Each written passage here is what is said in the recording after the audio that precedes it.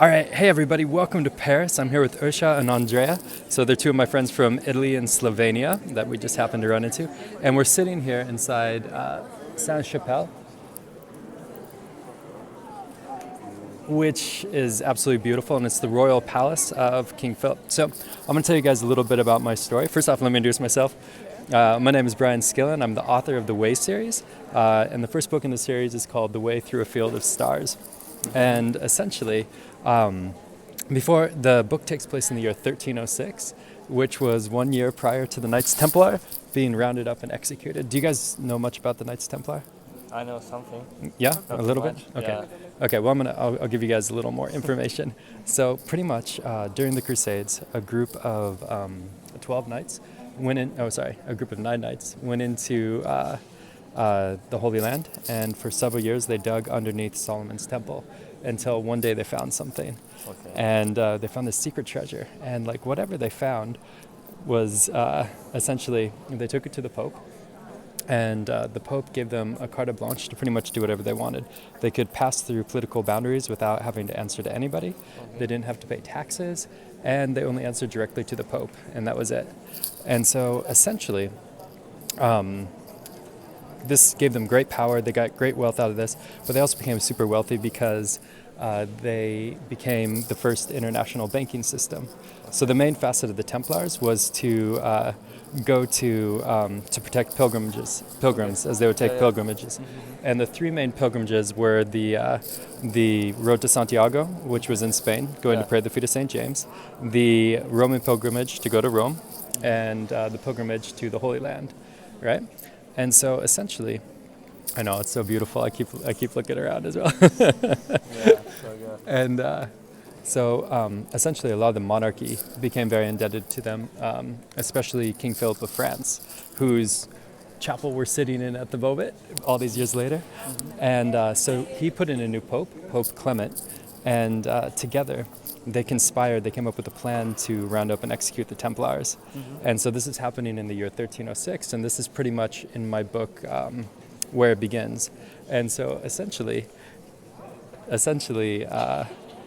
throughout the book, the king and the Pope are planning to execute the Templars. How are they going to round them up and kill them? All of them.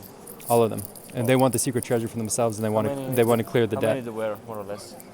Hundreds of thousands. Like they were also very afraid too, because the Crusades had ended in the Holy Land, and so what they did was now you have a standing army in Europe without a war to fight.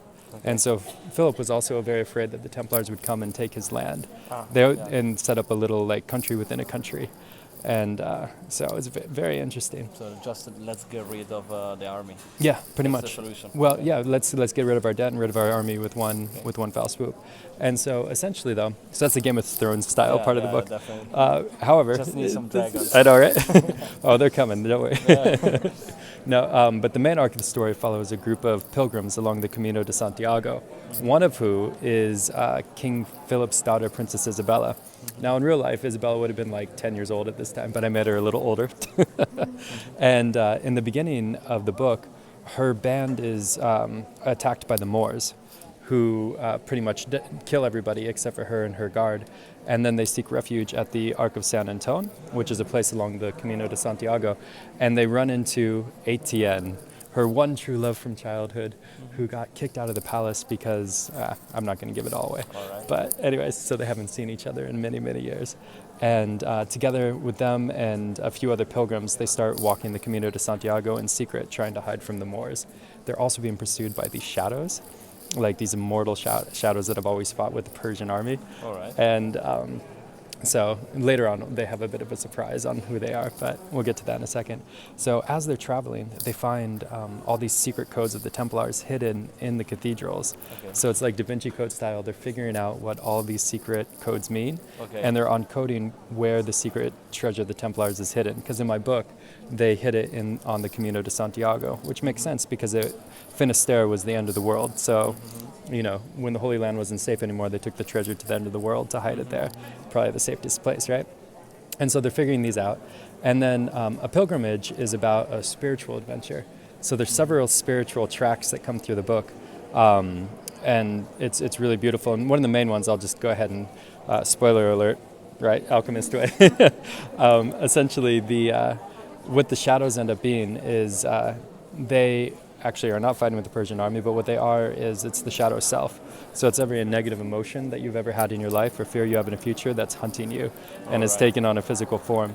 And the spiritual principles that they learn teach them how to bring their consciousness to the present moment, because the only place they can be fought is in the present moment, because there's no suffering in the present moment. Mm-hmm. You only suffer when you believe a past of what may or may not be true, or afraid of a future which may or may not come. Yeah, yeah. So the whole book is getting your consciousness to the present moment along with the characters. Okay. When you have this whole Da Vinci Code thing happening and Game of Thrones thing happening. Mm-hmm. So it's very in-depth, and that's the first book. It ends with, well, I'm not going to tell you how it ends, but but essentially that's what it is. And right now we're here in Paris doing research for the second book, and it is absolutely beautiful. So I look forward to taking you guys on the adventure with me. Ciao!